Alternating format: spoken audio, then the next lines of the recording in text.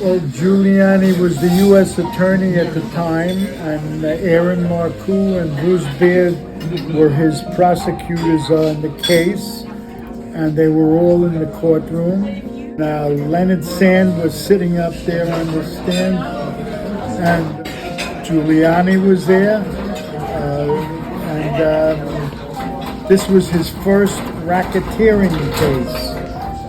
And he made it a big one, 15 people in his racketeering trial. It made the headlines.